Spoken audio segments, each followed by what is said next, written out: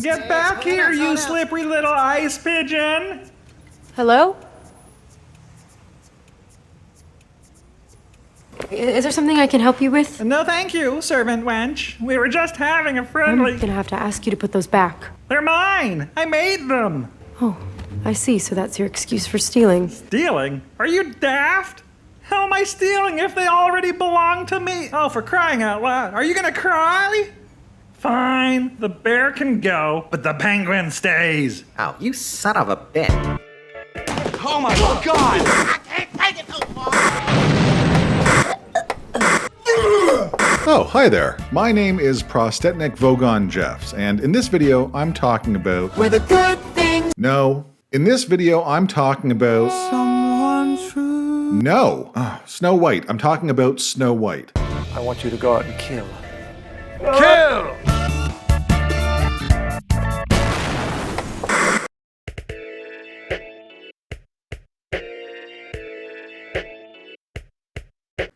Oh, hey, you're back. Where the hell have you been? I can't remember whether we established if I can understand you or not. Let's set it in stone for future reference, okay? I have no idea what you just said. We all know the story of Snow White. It's a tale as old as 1937. That's when the original movie came out. I mean, I say original like it was even original at the time. It wasn't. Like most of Disney's successful movies, Snow White and the Seven Dwarfs was an adaptation of an earlier creative work. In this particular case, the 1812 Brothers Grimm fairy tale, Schneewittchen. Schneewittchen. I love that. Schneewittchen. That sounds way better than Snow White. Or so the Germans would have us believe. Snow White is a fantasy film directed by Mark Webb, probably best known as the director of the Amazing Spider-Man movies.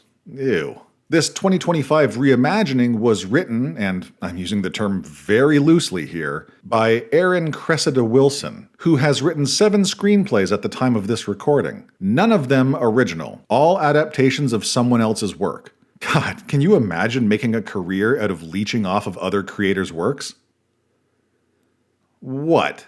The movie, and I'm using that term loosely here as well, stars Gal Gadot as the evil queen, Andrew Burnap as not the prince, and America's sweetheart. Oh, okay, sorry, that should be America's meat fart, Rachel Zegler. Oh, and it's a musical. She the girl she always said she'd be. No!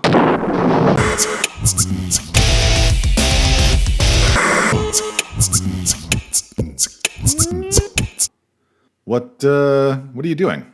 Are you playing possum on me? Alright, whatever, man. We start things off with a bookend. A bunch of small forest creatures are hanging out on top of a... Oh, I get it. Are you trying to say that we should all just pretend to be dead or asleep to avoid watching this movie? I thought we covered this. I can't understand anything that you're saying. Alright. There's a king and a queen, and they have a baby in the middle of a snowstorm. To honor the night she arrived, her parents named the girl Snow White. Kind of a weird name to give your kid. Oh, no. Weird. Sorry, I'll try not to say that word again. It's like a friggin' demonic summoning ritual. As she grew, the king and queen taught Snow White that the bounty of the land belonged to all who tended it. They showed her how to rule with love, for someday her destiny would be to lead. And like all good leaders, she makes and delivers pies to the people. Let them eat pie! One day, while staring into a wishing well, her mother vanishes into thin air. And then Gal Gadot shows up and gives the king a boner, naturally. A wicked, evil boner. Because she's evil. We all know this already, right? Evil queen sends the king off to war, he doesn't come back, she takes over, enslaving the kingdom and making Snow White her servant. But before he gallops off to his demise, the king gives Snow White a pendant inscribed with the words fearless, fair, brave, and true. It's a recurring and slightly redundant theme. I mean, fearless is just a lack of fear, and brave means ready to face and endure danger or pain. You know, showing courage. And what is courage? Well, it's strength in the face of pain or grief, but ultimately the ability to do something that frightens you. You know, like being fearless. Semantics. I'm getting distracted. Snow White meets Jonathan, a handsome thief who chastises her while stealing potatoes or bread rolls or whatever. It's enough to prompt Snow White. You know what? I'm just going to shorten it to Snow. Actually, no. I'm going to shorten it to Schnee. Feels more appropriate. Zegler is definitely more of a Schnee than a Snow. It's enough to prompt Schnee to confront her evil stepmother, asking her to be generous to the people of the kingdom. The queen gives Schnee some stupid speech about wilting roses and diamonds before Jonathan's thievery is brought to her attention. The queen punishes him by having him tied to the castle gates. But don't worry, because after a tedious, painfully unoriginal song, I can echo, echo, echo, echo, echo, echo. oh my god, please stop. Schnee unties him, impressing him with her bravery. That's when the magic mirror, a device that can only be used to placate the queen's vanity and ego by telling her how fair she is, informs her that she is just a basic bitch and Schnee is the new hot shit. No! I know, right? Well, the evil queen, being, evil, tasks the huntsman with disposing of the fair princess. But he's reluctant, because morals, but obviously decides to go along with it because, hey, we gotta get to the second act somehow. Schnee and the huntsman set off to pick apples, but after hanging out with her for a few minutes, he figures maybe killing her off isn't such a bad idea. The huntsman draws his blade, and Schnee tries to disarm him by jutting out her chin. Seriously, what is with her jaw? Have you guys noticed this? Every time she tries to emote, she sticks that thing out like, God, where have I seen that before? Let me think. Oh, right. Oh my god. Zegler is the real world Carl. It all makes sense now. That's why she's always acting so weird. No. Weird. The huntsman uses his last ounce of compassion and sends Schneeblade off into the woods, where she is forced to fend off an Ent and a demonic Bambi. She gives it some bread, and the forest is illuminated by her kindness. And the sun. The sun's playing a pretty big role here. The forest animals, noticing Schnee's awkward face, decide to lead her to a cabin in the woods. No, wrong cabin. Decide to lead her to a cabin in the woods where she can live out her life with 7 other freaks. What the fuck? This is what I would expect from a live-action Keebler elf movie. This is Sonic the Hedgehog Phase 1. Meow. This is absolute nightmare fuel. A perfect example of how something can be technically impressive and completely disappointing at the same time. Schnee spends the night with these 7 CGI monstrosities, not like that, get your head out of the gutter, while the evil queen discovers the huntsman has betrayed her, delivering an apple instead of a pig's heart. Instead of Schnee's heart. I'm not saying that she's a pig, I'm saying like that's what they used in the original Snow White, it was a pig's heart. Filled with rage, the evil queen punishes the huntsman with her singing. There beyond top there.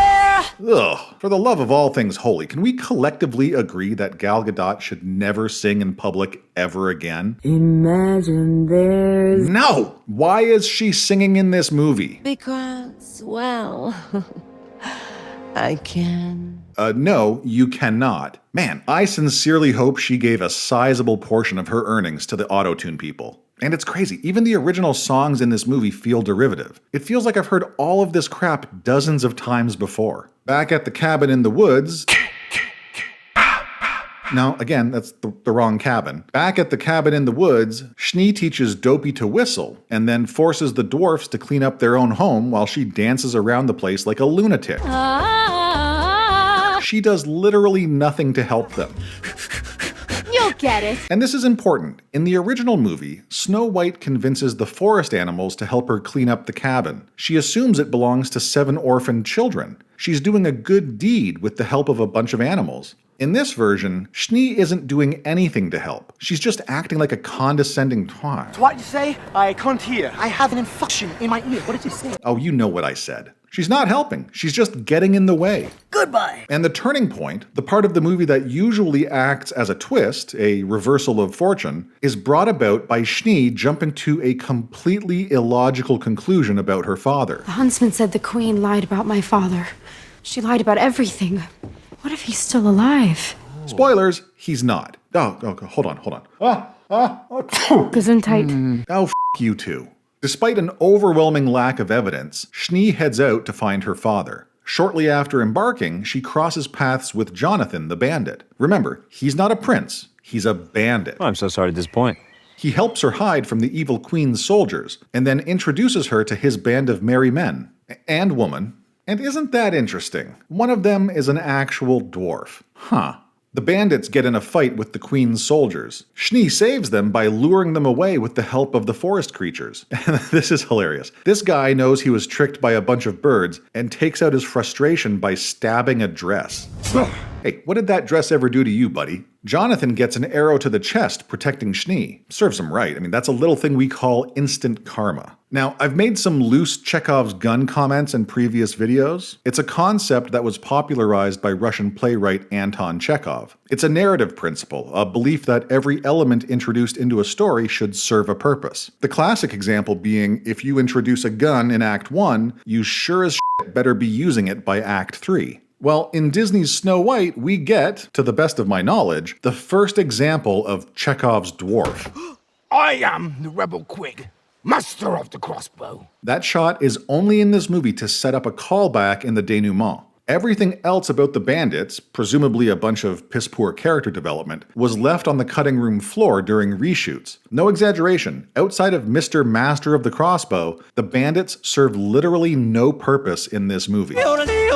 Jonathan gets captured, the evil queen disguises herself as an old hag and makes a magic poison apple that will get rid of Schnee for good. She sets off for the cabin and convinces Schnee to eat the apple. This is all old hat. Schneewitchen is dead! The dwarfs skimp on the funeral arrangements, and instead of building her a glass coffin, they just dump her on a rock in a forest clearing. Jonathan and the huntsman escape from the evil queen's dungeon. Jonathan. Oh, hey, that actually would have been kinda cool. Maybe we can push to start getting more mashups and less remakes. Like, his name isn't Jonathan, it's actually Robin of Locksley. And Little John and Friar Tuck are there too. It's a straight mashup of Robin Hood and Snow White. Snow White is the daughter of King Richard. The evil queen teams up with Prince John. The captain here is the Sheriff of Nottingham. God damn, let's make that movie. Okay, you know what time it is. Ooh, here's another one. Les Mis and Cats. It's basically just Les Mis with the characters from Cats. And obviously, we're gonna have to call it Les Chats Miserables. Get on it, Hollywood.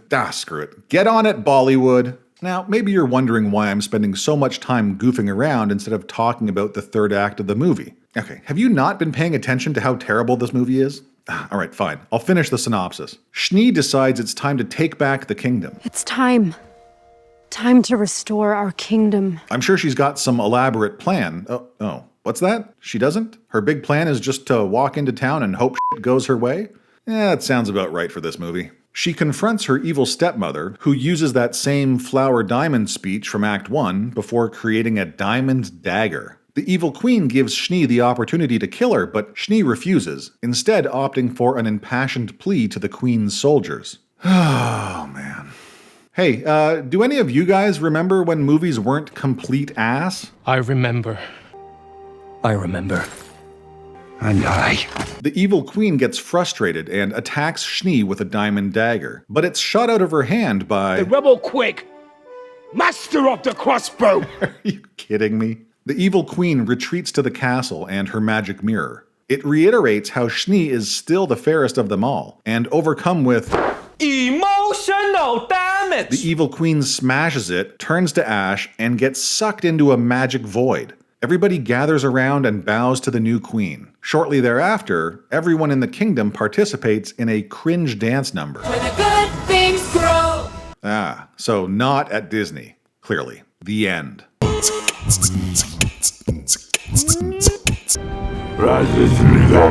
Let's talk about the good, the bad, and the ugly of Snow White. This is a tough one. That's a lie. I'm torn on the CGI. I genuinely liked the animation of the animals and the forest. The set design wasn't anything crazy, but it works for the most part. I think a lot of the artists who worked behind the scenes on this one deserve some credit. I think the people who okayed the design of the Seven Dwarfs should be banished from society. But other than that, I'm not too bothered by any of it. I think in most cases, it's perfectly acceptable, borderline impressive. I wish I could say the same thing about the music. It's pretty disappointing considering Disney's track record for musicals, but I guess that's old Disney I'm thinking about. I was going to go on a whole tirade about why the music in this movie sucks and what makes a good musical number, but I was getting a little too into it and decided it's probably best saved for a dedicated future video of some sort. I'll just use this time to point out that it's very generic and unimpressive. It feels like a paint-by-numbers musical. We've all been there, we've all done that. I watched part 1 of Wicked not too long ago, and while I was indifferent to the movie, I actually enjoyed a lot of the songs. If we're talking about modern musicals and how well the songs are incorporated into the production, Wicked gets it right. Snow White does not. No. Oh, and the casting is awful. Gal Gadot can't sing. Hell, she can barely act. Well, if somebody said that, somebody lied. She certainly doesn't have the screen presence to pull off a compelling evil queen. Enough. And Zegler? She's worse. She's so much worse. I was thinking the same thing. I honestly don't give a shit about the whole, Snow White should be white because that's what her name is referencing. It's her skin color. I know a lot of folks will disagree with me, but I actually think that the etymology established in this movie is fine. I mean, calling your kid Snow White because she's white is kind of f***ed up if you think about it. No, that's not what bothers me. I couldn't care less that Zegler isn't white as snow. What I do care about is the fact that she can't act, and that whenever she's on screen, she doesn't come across as demure or innocent or strong or demanding of respect. She doesn't fit the mold for the old Snow White, and she doesn't fit the mold for the new one. She comes across as smug and pretentious and absolutely insufferable. And sure, maybe that's some of her real-world antics crossing over into the movie. I'm not above admitting that. But if the only argument is, well, sure, but she's really a good singer, man, I would argue that there are thousands of more likable actors out there who could have easily taken this part. And then we've got Jonathan, the not prince. To be fair, I didn't mind this guy. Put him in a competent musical and he'd probably be great. He was the meek husband from the disappointing A24 flick The Front Room, for anyone that gives a rat's ass. It's not particularly relevant, I just thought it was interesting. Anyway, he and Schnee have zero chemistry in this movie. Right, what else? Let's hit all the checkboxes on this one. Character development is a joke, but let's not hold that against it. I mean, the original Snow White isn't great about it either. The world building is likewise disappointing, but again, I wasn't expecting much. Pacing is all over the place, most likely because of the behind-the-scenes chaos of reshooting and re-editing this mess. The whole thing feels padded out because it is. The antagonist is consistently one-dimensional. There are some exceptions, but that's kind of standard with Disney villains. No surprise there. And finally, there is a disturbing lack of catharsis. The resolution is so unsatisfying it's not even funny. Not funny, haha, funny queer. The whole thing just left me with a weird taste in my... Oh, no. Weird. Okay, enough. Please, stop.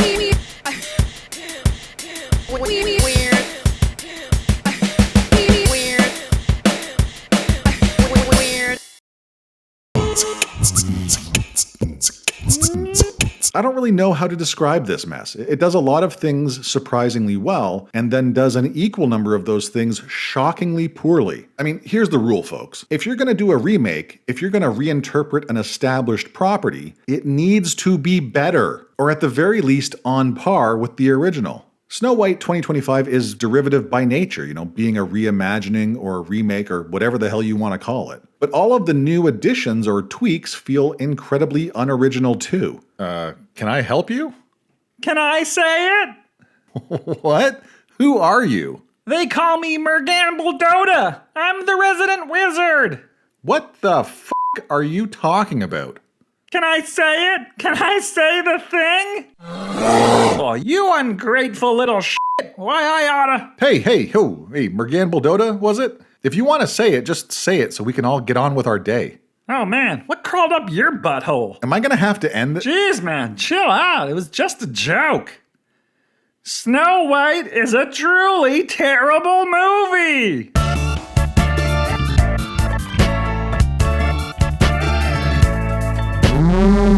That's all, folks.